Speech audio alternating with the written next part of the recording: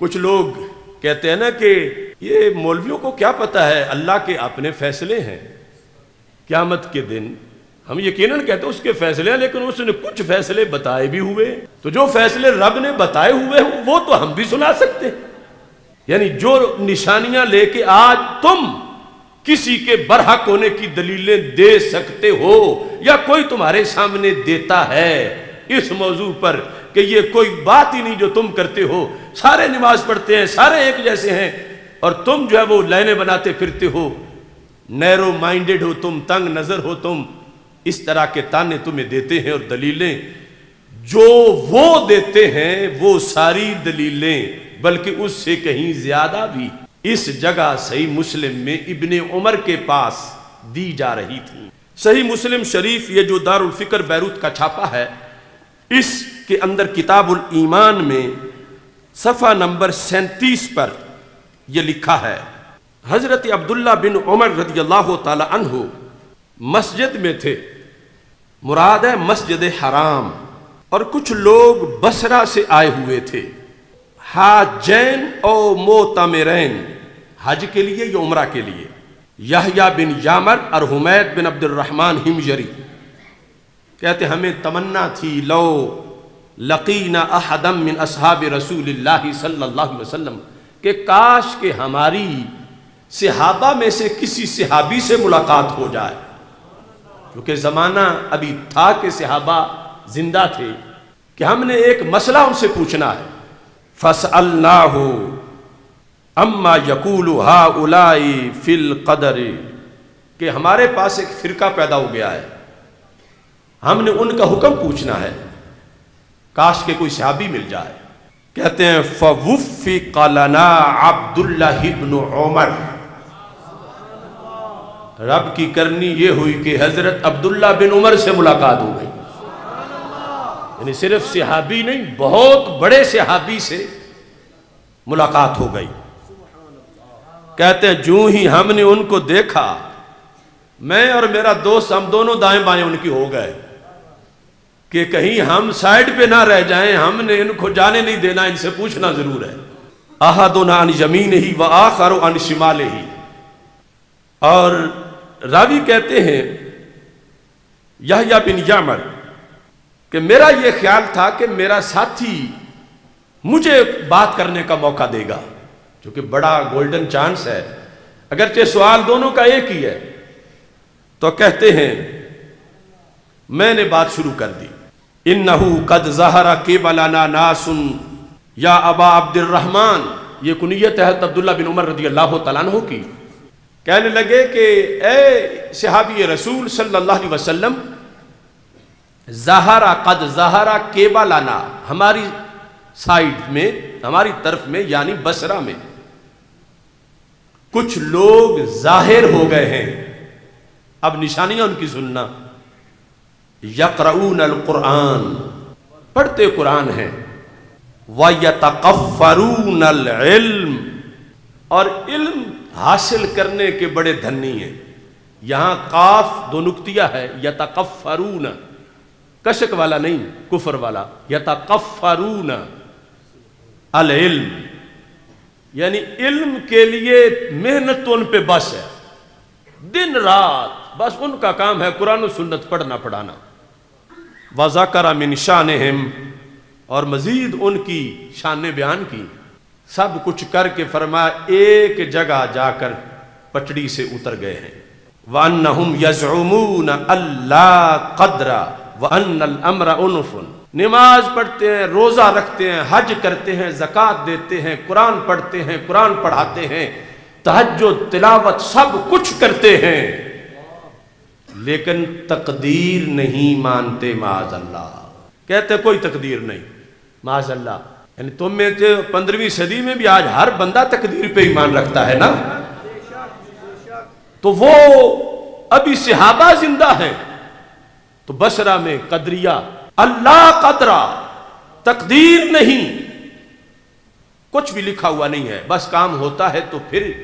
اللہ کو بھی معاذ اللہ پھر ہی پتہ چلتا ہے، یہ ان کا عقیدہ ہے۔ اب اس بات کے علاوہ یہ جو تقدیر والی بات ہے، جو آج لوگوں نے کسی کو پرکھنے کی علامتیں بنائی ہوئی ہیں وہ تو ساری پاری گئی ہے۔ کوئی کہتا ہے جب نماز پڑھتے ہیں اور پڑھتے بھی ہمارے قبلے کی طرف منہ کر کے ہیں، یا کوئی کہے تو وہ تو رفع یدین بھی نہیں کرتے۔ مقلد جو دیوبندی ہیں ان کا معاملہ ہو، کچھ رفع یدین سے کرتے تو وہ تو روزے بھی رکھتے ہیں، حج بھی کرتے ہیں، ہمارے ہی کعبے کا طواف کرتے ہیں اور ہمارا ہی قرآن پڑھتے پڑھاتے ہیں، اذان بھی ہمارے طرح دیتے ہیں، اگرچہ بعض کی اذان مختلف بھی ہوتی ہے۔ یعنی جو نشانیاں لے کے آج تم کسی کے برحق ہونے کی دلیلیں دے سکتے ہو یا کوئی تمہارے سامنے دیتا ہے اس موضوع پر کہ یہ کوئی بات ہی نہیں جو تم کرتے ہو، سارے نماز پڑھتے ہیں، سارے ایک جیسے ہیں، اور تم جو ہے وہ لائنیں بناتے پھرتے ہو، نیرو مائنڈڈ ہو تم، تنگ نظر ہو تم، اس طرح کے تانے تمہیں دیتے ہیں اور دلیلیں جو وہ دیتے ہیں وہ ساری دلیلیں بلکہ اس سے کہیں زیادہ بھی اس جگہ صحیح مسلم میں ابن عمر کے پاس دی جا رہی تھی ان لوگوں کا حکم پوچھنے کے لیے۔ یعنی نماز، روزہ، حج، زکوٰۃ سب کچھ۔ اب تقدیر والا مسئلہ تو یعنی بظاہر آج جو ہمارے پاس لوگوں کے رجسٹر ہیں کسی کو چیک کرنے کے لیے، یہ بحث تو بہت کم ہوتی ہے، اور جو چیزیں ہیں ان کے لحاظ سے لوگ کہتے ہیں جب یہ سب کچھ ہے تو پھر تمہیں کیا ہے؟ تو میں کہتا ہوں ہمیں اس لیے ہے کہ جنہیں سرکار نے پڑھایا تھا جب انہوں نے یہ سنا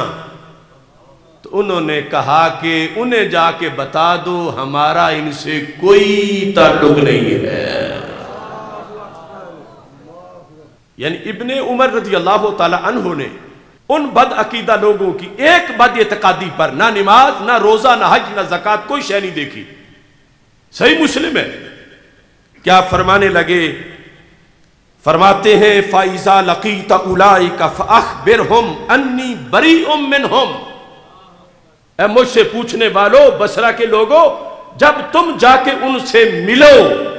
تو انہیں میری طرف سے پیغام دے دینا انی بریء منہم، میں ان سے بری ہوں۔ یتقفرون العلم ویقرؤون القرآن، پڑھتے قرآن ہیں، پڑھاتے حدیث ہیں، سب کچھ کرتے ہیں، لیکن ابن عمر کہتے ہیں میں ان سے بری ہوں۔ تو آج کے کتنے مصلحین بزام خیش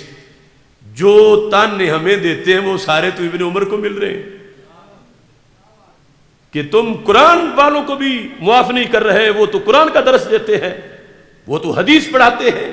وہ تو نماز پڑھتے ہیں، وہ تو اتنے اللہ والے ہیں، اتنی تبلیغ کرتے ہیں۔ یتقفرون العلم کا معنی یہی ہے کہ وہ دن رات تبلیغ میں مست ہیں، صرف ایک بات میں آ کر اختلاف ہو گیا، تقدیر نہیں مانتے، تو ابن عمر رضی اللہ تعالی عنہ نے کہا میں ان کا کچھ بھی نہیں مانتا، کوئی نماز نہیں، کوئی روزہ نہیں، کوئی حج، کوئی زکوٰۃ نہیں، ان کیونکہ عقیدہ پہلے ہے۔ جب عقیدے والا وضو ان کا برقرار نہیں تو نماز کیسے ہوگی؟ وَأَنَّهُمْ بُرَاءُ مِنِّي، مجھے ایسے مریدوں کی ضرورت بھی نہیں، بے شک وہ اعلان کرے وہ مجھ سے بری، میں ان سے بری، وہ مجھ سے بری، میں ان سے بری، وہ کہیں بھی مجھے دلیل بنا کے اپنی نہ پیش کریں کہ عبداللہ بن عمر ہمارے حضرت صاحب ہیں اور ہم ان کی حدیث تمہارے سامنے پیش کر رہے ہیں، پر میں ایسے لوگوں کا حضرت صاحب نہیں ہوں، میں ان سے بری ہوں، اور وہ بے شک مجھ سے برات کا اعلان کریں، کیونکہ ایسے لوگ میں اپنی طرف منسوب کرنا چاہتا ہی نہیں ہوں۔ اس کے بعد قسم اٹھائی والذی یحلف بہ عبداللہ ابن عمر رضی اللہ تعالیٰ عنہما، فرما وہ ذات اللہ کی کہ جس کا حلف اٹھا کے عبداللہ بن عمر کہتا ہے لو ان لأحدہم مثل احد ذہبا فانفقہ ما قبل اللہ حتی یؤمنا بالقدر، فرمایا میں قسم اٹھا کے کہتا ہوں کہ اگر اس گروہ کا کوئی بندہ جو سب کچھ تو کرتے ہیں تقدیر والے عقیدے میں فیل ہیں تو سب میں فیل ہو جائیں گے۔ اگر قیامت کے دن یہ اللہ سے کہیں بطور فرض ان میں سے کسی کے پاس 2-4 من سونا نہیں، 2-4 ٹن بھی نہیں، وہ کئی میلوں میں پھیلے ہوئے احد پہاڑ جتنا سونا ہو، اور یہ کہے رب یہ سارا سونا راہ خدا میں ہم دیتے ہیں، ایک بندہ کہے، ایک کے پاس اتنا ہو، ایک کی معافی کی بات ہو رہی ہے، سب کی نہیں، وہ کہے میں اپنی طرف سے اتنا پیش کرتا ہوں تو یہ تقدیر والا مسئلہ مجھے معاف کر دے، میں اتنا صدقہ جو کر رہا ہوں۔ تو عبداللہ بن عمر کہتے ہیں میں قسم اٹھا کے کہتا ہوں رب کہے گا بڑا تھوڑا ریٹ لگایا ہے تو نے تقدیر کے ایمان کا، ما قبل اللہ کہے گا قبول نہیں۔ دنیا میں تقدیر پر ایمان تو لاتا تو کام بننا تھا، اب احد پہاڑ جتنا سونا بھی اس جگہ پہ خالی خانہ پر نہیں کر سکتا، لہذا تجھے ہمیشہ جہنم میں رہنا پڑے گا۔ تو حضرت عبداللہ بن عمر رضی اللہ تعالیٰ عنہ نے حلف اٹھا کے کہا، حلف اٹھا کے کہ اگر یہ بندہ جو تقدیر کا منکر ہے احد پہاڑ جتنا سونا رب کو دے جو ایک درم پہ اتنا اتنا ثواب دیتا ہے، جب ایمان لانا تھا اس وقت نہ لا کے قیامت کے دن بطور فرض، حالانکہ اتنا تو کسی کے پاس ہو کیسے سکتا ہے، اگر ہو پھر بھی اتنا دے کے بھی جان نہیں چھوٹے گی، اسے ہمیشہ جہنم میں جانا پڑے گا۔ یہ بات کون کہہ رہے؟ عبداللہ بن عمر رضی اللہ تعالیٰ عنہ، جو نہ نبی ہیں اور نہ اللہ ہے، لیکن انہوں نے قرآن و سنت کی روشنی میں یہ بتا دیا کہ ایسا نہیں ہوگا کہ دنیا میں تقدیر پہ ایمان نہ رکھے اور سونے دے کے ایسے غلطیاں بھی بخشی جائیں، وہ اور مسئلے ہیں، ایمان اور عقیدے والے مسئلے ایسے نہیں ہیں کہ جہاں احد پہاڑ جتنا سونا کسی ایک غلطی کے لیے دیا جا سکے۔ تو پتہ چلا کہ جو طے شدہ ضابطے ہیں،